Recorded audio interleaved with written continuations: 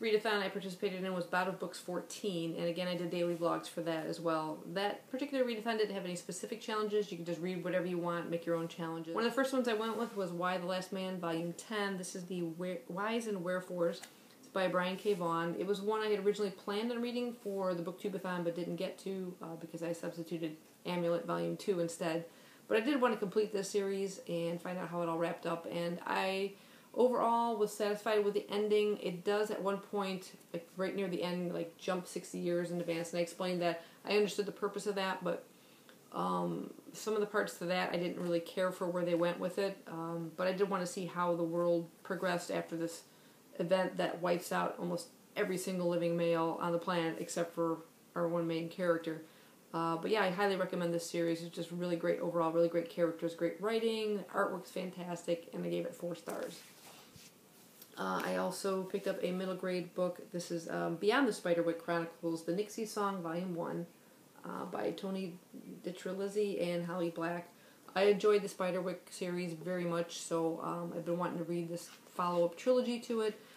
Some of our characters from the first series appear, but very briefly. We basically have 2 new characters.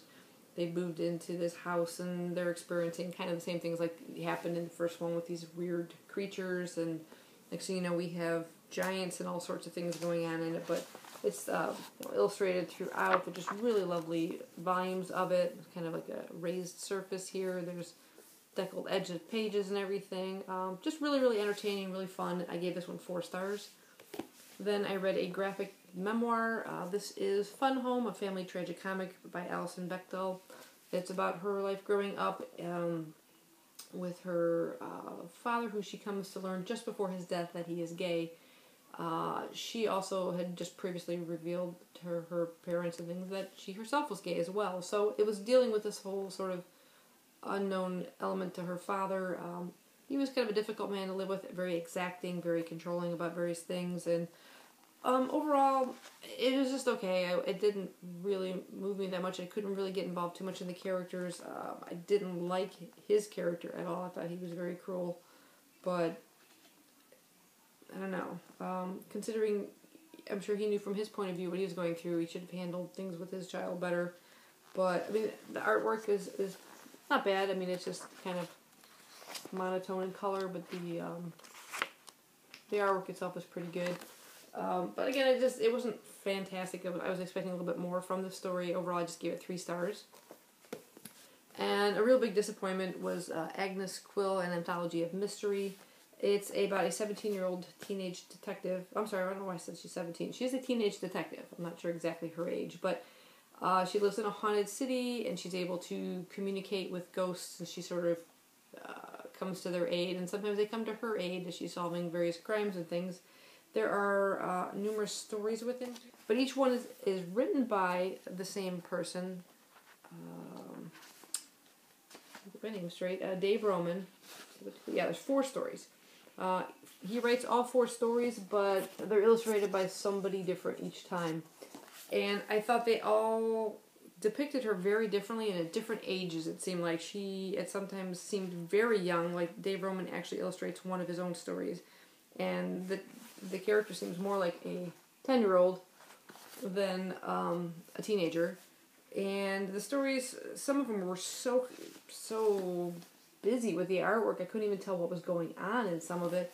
And the stories were kind of uninteresting. My favorite illustrator was Raina Telgemeier, just because I really like her artwork, but again, the stories weren't that interesting. Overall, I would give this a miss. I gave it 1 star. And during this particular readathon, I was also listening to an audiobook. It was a zombie trilogy. It was book 3, the final book in the series, and it was entitled All the Stars in the Sky by Sarah Lyons Fleming. Love this series. I just got so involved in the characters. It was just one of those really great zombie stories and stuff that I highly recommend. Either physical or audio version. The narrator was really great in this, so I gave that one 5 stars.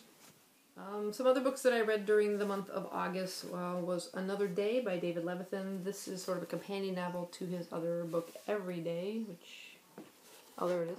Really great story about a character named A that's neither male nor female, and every day A wakes up in the body of a different person. And every day. The first volume, he ends up in this one boy named Justin, and he falls in love with Justin's girlfriend Rhiannon, and ends up keep trying to track her down. No matter what body A ends up in, he keeps trying to track Rhiannon down and communicate with her, and eventually reveals about his background and everything. So in this particular book, we follow that whole story from Rhiannon's point of view and how everything unfolds to her, and it was just really, really well written. I enjoyed this very much, the same as the first book, and I gave this one 5 stars. Also, slightly after Bout of Books, I finished up book 2 in the Beyond the Spiderwick Chronicles. This was a giant problem. Again, enjoyed it just as much as the previous one. I gave this one 4 stars as well. There's one more book in the series which I have yet to purchase, and then I will have completed the trilogy. But I really enjoy these. That recommend you pick up the Spiderwick series first, and then move on to these if you'd like to give them a try. And then some of the other books I read during the month, and I don't remember when, if I read these before or in between the 2 readathons. I can't quite remember the timeline of them, but one of them was Ajin Demihuman, Volume 5, and this is by Gaman Sakurai. It's about humans that can't die, and how at first this one main character that we're following, that's where one of my bookmarks disappeared to. You ever leave bookmarks in books you finish and then you like suddenly can't remember where they all went? I used to have a pile of them. These magnet ones are everywhere. Anyway, yeah, I just really enjoy this series. This one character discovers he himself is a demihuman, and now he's on the run because people are trying to capture them. They think they can sell them to the government, and they experiment on them, and they'll make money out of them and everything. But it is really, really intense and creepy, and these demihumans can turn into these strange creatures that they can kind of control. It's really, really bizarre, but excellent, excellent series. I gave it 5 stars. This one, I will put a link to my review down below. I did do a separate review of this. I was asked if I wanted to review it by the author. This is The Life of Larry Chewbacca so far by Brandon Mullen. The title page has got the title in it. For some reason the cover doesn't. I think the best part of this was the cover design. But yeah, you can check out my review for my thoughts on this particular book. And then I threw in Chew. This is volume 2, is it? No, volume 3. Volume 3, about this character named Tony Chew, who sort of a, what do they call him? A Cybopathic federal agent.